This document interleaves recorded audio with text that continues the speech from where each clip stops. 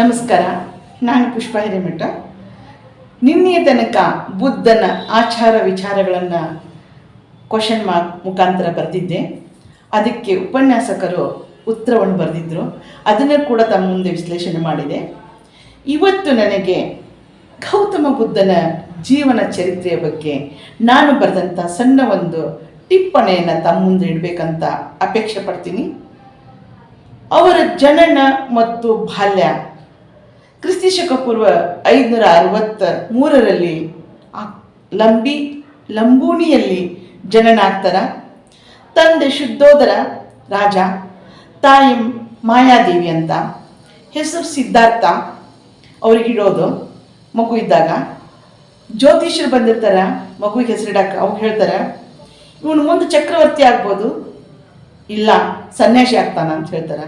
ಆವಾಗ ಸ್ವಲ್ಪ ರಾಜನ ಮನಸ್ಸು ಕಸಿಪಿಸಿ ಆಗ್ತದೆ. ಸಿದ್ಧಾರ್ಥನ ತಂದೆಗೆ, ರಾಜನಿಗೆ ಮಗ ಸನ್ಯಾಸಿ ಆಗೋದು ಬೇಡವಾಗಿತ್ತು.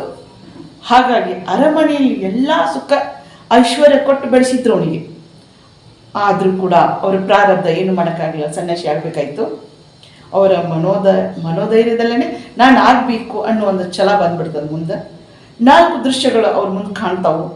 29ನೇ ವಯಸ್ಸಿನಾಗ ಅರಮನೆಯಿಂದ ಹೊರಬಂದು ಸಿದ್ಧಾರ್ಥ ಜಗತ್ತನ್ನು ನೋಡುವಾಗ ಅವರು ನೋಡಿದ್ದು ಏನಂದ್ರೆ, ಮುದುಕ, ರೋಗಿ, ಹೆಣ, ಸನ್ಯಾಸಿ, ಜೀವನ ದುಃಖ, ರೋಗ, ಮರಣ ಕಂಡು ಮನಸ್ಸು ಕದಡ್ತೈತೆ. ಅವ್ರಿಗೆ ಸನ್ಯಾಸಿಯ ಶಾಂತಿ ನೋಡಿ ದಾರಿ ಸಿಕ್ತವ್ರಿಗೆ. ಆ ಕಡೆ ನೋಡಿದ್ರೆ ಮುದುಕರು, ಈ ಕಡೆ ನೋಡಿದ್ರೆ ರೋಗಿಗಳು, ಅಲ್ಲಿ ನೋಡಿದ್ರೆ ಹೆಣ. ಸನ್ಯಾಸಿಗಳು ನೋಡ್ತಾರೆ ಒಂದು ಕಡೆ, ಜೀವನದ ದುಃಖ ನೋಡ್ತಾರೆ, ಕಷ್ಟ ನೋಡ್ತಾರೆ, ರೋಗ ಬರ್ತಾವ, ಮರಣ ಕಂಡ್ರು. ಮನಸ್ಸು ಭಾಳ ಕಸಿಬಿಸಿ ಆಯ್ತು. ಯಾಕೆ ಸನ್ಯಾಸಿ ಆಗಬಾರ್ದು?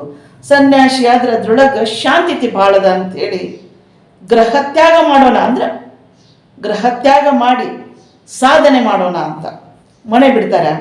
ಮನೆ ಅಂದ್ರೆ ಅಂತಿಂಥ ಮನೆ ಅಲ್ರಿ, ಅರಮನೆ. ಒಂದು ರಾತ್ರಿ ಅವ್ರ ಮಗ ರಾಹುಲಣ್ಣ ಮತ್ತು ಪತ್ನಿ ಯಶೋಧಾದೇವಿಯನ್ನು ಬಿಟ್ಟು ಹೊರಟು ಹೋಗ್ತಾರೆ.